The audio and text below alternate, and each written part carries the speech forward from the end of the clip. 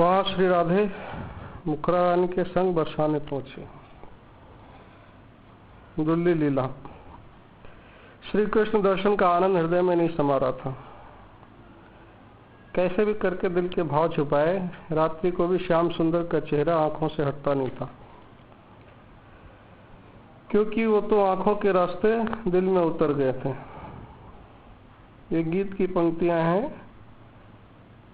प्यार तेरी पहली नजर को सलाम, श्याम तेरी पहली नजर को सलाम। आंखों के रास्ते दिल में उतरने वाली उस नजर को सलाम। ए मेरे चित चोर कन्हैया, कब दर्शन दिखलाओगे, मुझ बिरहन पगली की मोहन, कब तुम प्यास मिटाओगे। मोर मुकुट की छवि निराली, जादू मुझ पर डाल गई, मीठे स्वर से बैरन मुरली, मेरे प्राण निकाल गई। तेरे दर्श को नैना तरसे, कब दर्शन दिखलाओगे, मुझ विरहन पगली की मोहन, कब तुम प्यास बुझाओगे।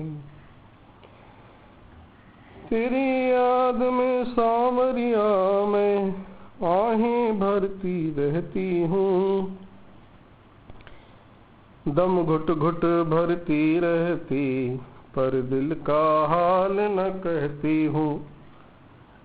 बीच भंवर में फंसी हूँ मोहन, कब तुम पार लगाओगे, मुझ बिरहन पगली की मोहन, कब तुम प्यास मिटाओगे। तेरे दर पे कमी नहीं है तेरे चाहने वालों की, इसीलिए तो पड़ी है आदत प्यारे को तड़पाने की। मेरी जिद है कान्हा तुम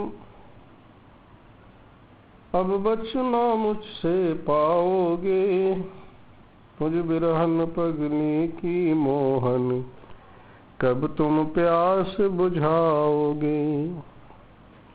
है मेरे चित चोर कन्हैया, कब दर्शन दिखलाओगे, मुझ बिरहन पगली की मोहन, कब तुम प्यास बुझाओगे।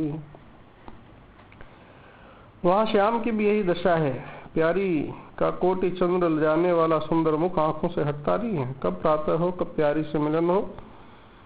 दोनों यही चिंतन करते करते निद्रा रानी की गोद में पहुंच गए। दूसरा दिन श्याम सुंदर तो नित्य की भांति दाऊ और सखाओं के संग वन में बछड़े चराने निकल गए। वहां प्यारी के घर प्रातः ललिता विशाखा पहुंची। कीर्ति मैया प्यारी का श्रृंगार कर रही थी। सखियां भी प्यारी का श्रृंगार करने में जुट गईं। 16 श्रृंगार करके कहा चलो खेलने चले। राधे कहती बाबा मैया से आज्ञा लेके खेलने चले। ललिता ने सुबह से पता लगा लिया था कि आज कहाँ बछड़े चराएंगे। वहीं स्थान पे प्यारी को लेके अष्ट सखियां चल गई। प्यारी ने जब बछड़े चरते देखे तो समझ गई श्याम भी यहीं कहीं होंगे। उनका दिल धड़कने लगा, आंखें वियोग अश्रु से भर गई। ललिता विशाखा बोली, प्यारी जो धीरज धारण करो, आज आपका मनोरथ अवश्य पूर्ण होगा, हम पर विश्वास करो। चित्रा कहती आज क्या खेल खेलेंगे। ललिता कहती पहले सुंदर सुंदर फूल बीनेंगे, उससे श्रृंगार श्री जी का करेंगे, फिर लुका छिपी खेलेंगे। सखियों ने और राधा ने फूल बीने, सब हार गजरा आदि बनाने लगी। ललिता ने एक सखी द्वारा मधुमंगल को समाचार भेज दिया कि हम यहीं लुका छिपी खेल रहे हैं। बस आगे तो यह मंगल कार्य मधुमंगल ही सफल करेगा। राधा सखियों के संग लुका छिपी का खेल खेलने लगी। सब अलग अलग स्थान पर छिप रही थी, खेल का आनंद ले रही थी। यहाँ मधुमंगल ने कहा कि मित्र कृष्ण चलो आज लुका छिपी का खेल खेलें, बहुत दिनों से खेला नहीं है। दाऊ बोले, श्याम तुम सब मित्रों के साथ खेलो, मैं सखा और बछड़ों का ध्यान रखेंगे। यहाँ ग्वालों की लुका छिपी का खेल शुरू हुआ और वो भी अलग अलग स्थानों में कुंजों में छुपने लगे। मधुमंगल ने कृष्ण के कान में कह दिया कि तुम्हारी चप्पल हिरनी भी इसी स्थान पर लुका छिपी खेल रही। कृष्ण समझ गए और मुस्कुरा दिए। कृष्ण दूर के एक कुंज में छिपने पहुंचे। उसी कुंज में प्यारी जो छिपी थी, ये श्याम को पता नहीं था। वो भी दौड़े दौड़े आए और उसी कुंज में छिप गए। जब सांस हल्की हुई तो ध्यान में आया, ये तो वही श्रीअंग की सुगंध है जिसे सूंघ के मैं मूर्छित हो गया था। कुंज में चारों ओर देखने लगे, प्यारी भी वहीं छुपी थी। ये उन्होंने देखा तो प्रेमातिरेक से रोम पुलकित हो गए। प्यारी छुपी हुई थी पर उनका मुख बाहर की ओर था। वो पत्तों के बीच में से देख रही थी कि मुझे पकड़ने कोई सखी तो नहीं आ रही। अब श्याम से नहीं रहा गया।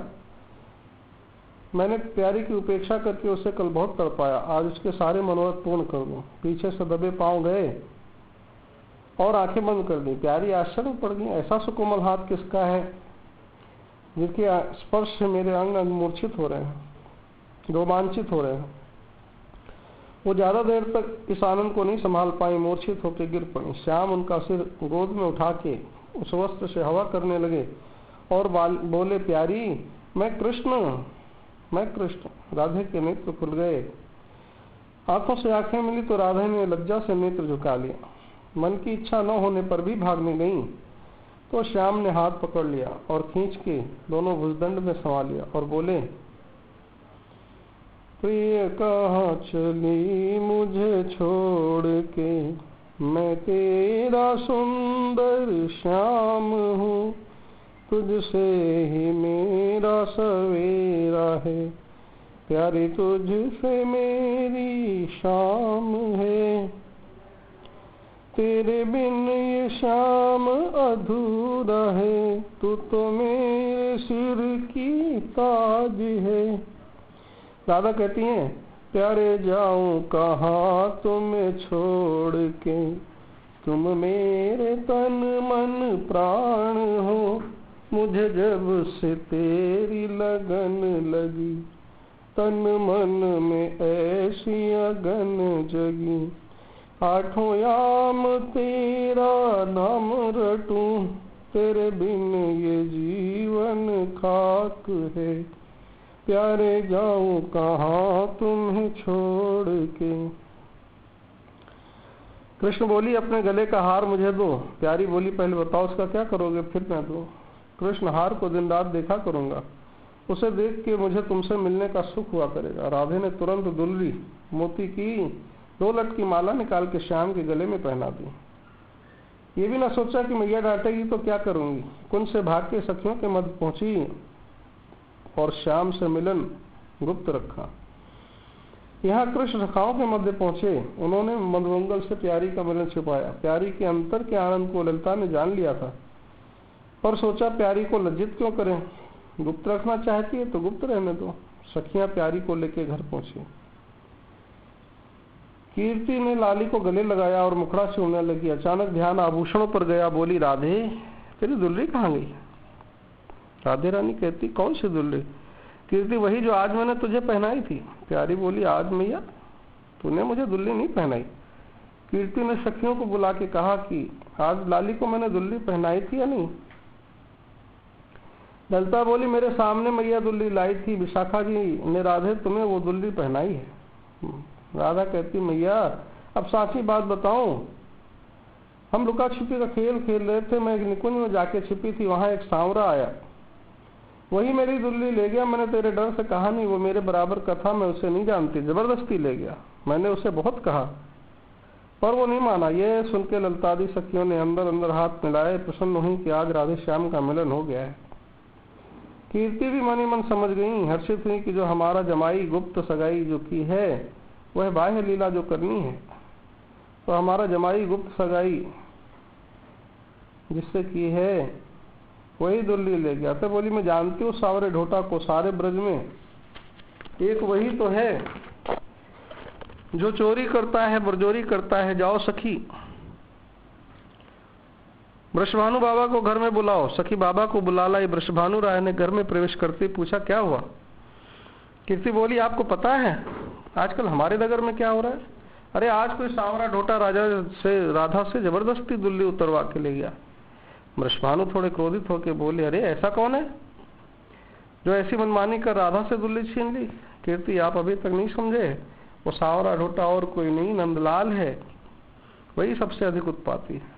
वृषभानु जी कहते, अरे वृंदावन में तो अनेक सांवरे हैं, कृष्ण का ही नाम क्यों लेती हूँ? वो बालक ऐसा नहीं है। कीर्ति कहती, राधा ने जो वर्णन किया है वो बता रही थी। मैं कहती हूँ नंद रानी के पास जाओ और उलाहना दे के समझाओ, मेरी राधा की दुल्ली ले आओ। वृषभानु जी कहते, अरे नंद राय ब्रज के ठाकुर हैं, ऐसे कैसे मैं राजा होकर इस छोटी सी चीज के लिए उलाहना दूं? वो मेरे मित्र भी तो हैं, हमारे और भी तो संबंध हैं। आज तक राधा ने पहनी, अब भले नंदलाल पहने, उसे दुल्ली दे भी दी तो हमारे यहाँ क्या कोई कमी हो जाएगी? कीर्ति कहती, मेरी प्यारी बेटी की वो दुल्ली है, अवश्य ले आओ और समझाना। आपके प्यार में ऐसी बात नहीं होनी चाहिए, ये भी समझा देना विधि से। लेना अलग, छीनना अलग बात है। वृषभानु, लेकिन जाने का कोई बहाना भी तो चाहिए। कीर्ति ने तुरंत यशोदा के लिए सुंदर साड़ी निकाली और वृषभानु जी साड़ी लेकर नंदगांव चले। नंदराय की गोद में लाला आंगन में खेल रहे थे। नंदराय ने वृषभानु जी का स्वागत किया, जलपान कराया, कुशल पूछी। वृषभानु बोले, कीर्ति ने यशोदा के लिए साड़ी भेजी, लाला कहें उन्हें, कहाँ गए? उन्हें भी देखने आया हूँ और उससे कुछ पूछना है। कान्हा थोड़ी दूर जाके मधुमंगल सुबल से दामा आज से बात कर रहे थे। नंदराय ने आवाज दी, लाला इधर तो आओ, देखो कि काका तुमसे क्या पूछ रहे हैं। कान्हा कहते, मधुमंगल सुबल सीदामा सब दौड़ा है। कान्हा ने वृषभानु को नमस्कार किया। वृषभानु ने कान्हा को गोद में बिठाया, उनका मुखड़ा चूमा। लाला की रूप माधुरी, वाणी माधुरी से स्तब्ध हो पुलकित हो गए। आशीर्वाद दिया, लाला चिरंजीवी। नंदराय बोले, आप लाला से कुछ पूछना चाहते थे, पूछिए। अवश्य कोई बात है, क्योंकि बड़ों का आगमन बिना कारण नहीं होता। सच सच बताओ, छुपाओ मत। वृषभानु ने कहा, नहीं कोई ऐसी बात नहीं है, बच्चों वाली बात है। नंदराय बोले, छोटी हो या बड़ी, सुंदर हो या खोटी, मन में भेद नहीं रखना चाहिए। वृषभानु जी बोले, राधा आज खेलने गई थी जिस वन में लाला बछड़े चराते खेल रहे थे, तो उसकी दुल्ली कहीं खो गई। वो कह रही थी वहां कान्हा खेल रहे थे, मैं पूछने आया कहीं दुल्ली मिली तो नहीं। श्याम कहते, हाँ बाबा, मैं एक निकुंज में छिपने गया था, वहां धूल में पड़ी थी, मैंने देखा वहां बहुत सी सखियां खेल समाप्त करके जा रही थी। मैं उनको पूछने दौड़ा भी कि ये दुल्ली तुम्हारी है, परंतु मेरी आवाज उनके कानों तक नहीं पहुंची, इसलिए मैं संभाल के ले आया हूँ। ये रही, और ऐसा कह के निकाल के दे दी। वृषभानु हाथ में लेके बोले, हाँ हाँ यही है, यही है। देख के कान्हा के हाथ में वापस दी और बोले, मैं तो केवल जानना चाहता था, वस्तु घर में ही है, वस्तु गलत हाथ में नहीं पड़नी चाहिए। मेरी लाली पहने या लाला एक ही बात है। मधुमंगल भी समझ गया राधे श्याम का मिलन हुआ है। कान्हा के गले में वृषभानु ने पहना दी। ये देख सुबल और सीदामा प्रसन्न हो गए। वृषभानु बोले, लाला अपने इन मित्रों के साथ साथ बरसाना भी आ जाए करो, वह भी तुम्हारा ही घर है। मधुमंगल वृषभानु बाबा के समीप आया तो वृषभानु ने उसे हाथ जोड़ा। ब्राह्मण होने से सब उसे ब्रज में प्रणाम करते थे, वो छोटे बड़े सबसे बात कर लेता था। वृषभानु उन्हें भी बोले, आप भी हमारे पुर में पधारो और अपने पदों से हमारा घर पवित्र करो। मधुमंगल बोले, वृषभानु बाबा मैं तो ब्राह्मण हूं, ऐसे कैसे आऊंगा? मेरी सखा की आप सगाई कर दो अपनी कन्या से तो मैं उसके विवाह में आऊंगा, बहुत से लड्डू खाऊंगा, बहुत सी दक्षिणा लूंगा। कान्हा लज्जित होकर मैया के पास छिप गए, सब गोप हंसने लगे। नंद राय वृषभानु संकेत में हंसे। वृषभानु बोले, आप तो ब्राह्मण हैं, आप ही ये काम करा दें, मैं आपको इससे भी बहुत दक्षिणा दूंगा। मधुमंगल बोला, मैं तो आपका पुरोहित नहीं बनूंगा, आप अपने पुरोहित से प्रार्थना करो, मैं तो अपने सखा के साथ वहां आऊंगा।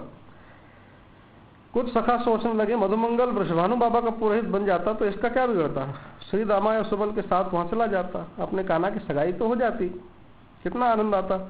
वहां बातें हो रही थी कि सुबल भागा भागा श्याम के पास आया, कान्हा के कान में बोला, तो मेरी बहन से सगाई करा ले, वह मेरे जैसी ही है, बहुत भोली है, किसी से लड़ना भी नहीं जानती, मेरी सब बातें झट से मान लेती है, तेरी भी बात मान लिया करेगी। इतने में वृषभानु ने श्री दामा सुबल को घर जाने के लिए पुकारा। सुबल श्याम के गाल पर चुम्मी करके भागा। वृषभानु बरसाने पहुंचे। कीर्ति कहती, मिली दुल्ली? वृषभानु, ना नहीं मिली। कीर्ति कहती देखा सखियों, गई हुई चीज वापस नहीं आई। राधे याद रखना, आज यहाँ दुल्ली खोई, कल ससुराल जाएगी, वहां कुछ खोया तो तेरा दूल्हा तुझे डांटेगा, सास डांटेगी। राधा कहती है मैया ये दूल्हा कैसा खिलौना हुआ, उससे कैसे खेला जाता है, पहले मुझे ये बताओ। सब सखियां हंसने लगी। राधा कहती बाबा देखो ना मैया मुझे कहाँ भेज रही है, मैं तुम्हें छोड़ के नहीं जाऊंगी। वृषभान ने गले लगा लिया और कहा तू नाहक श्याम पर चोरी का आरोप लगा रही थी। श्याम को निकुंज के धूल में पड़ी दुल्ली मिली, उसने संभाल के रख ली थी, मुझे दे रहा था मगर मैं उसको ही दे आया। राधा पहने या श्याम पहने बात तो एक ही है, मेरे मित्र का ही तो लाला है। यह सुन राधा मन में प्रसन्न हो गई, सखियां प्रसन्न हो गईं, सब जान गई कि दोनों ने अपना मिलन गुप्त रखा है, परंतु हम किसी दिन पकड़ के दिखाएंगी। कीर्ति हंसने लगी, राधा मन में गुनगुनाने लगी, मेरी लगी श्याम संग प्रीत दुनिया क्या जाने। मेरी लगी श्याम संग प्रीत दुनिया क्या जाने, क्या जाने कोई क्या जाने, मुझे मिल गया मन का मीत दुनिया क्या जाने। बाकी बिहारी के बाकी बाकी नैना, बाकी बाकी नैना ये मोटे मोटे नैना, वो मेरे दिल पे मारे तीर दुनिया क्या जाने। नाम मधुर है रूप मधुर है, बंसी की वो तान मधुर है, मेरे दिल में कर गयो पीर दुनिया क्या जाने। दिन भी उनका रैन भी उनकी, मेरा हर पल अब है उनका, मेरे दिल पे है उनका राज दुनिया क्या जाने। मेरी लगी श्याम संग प्रीत दुनिया क्या जाने।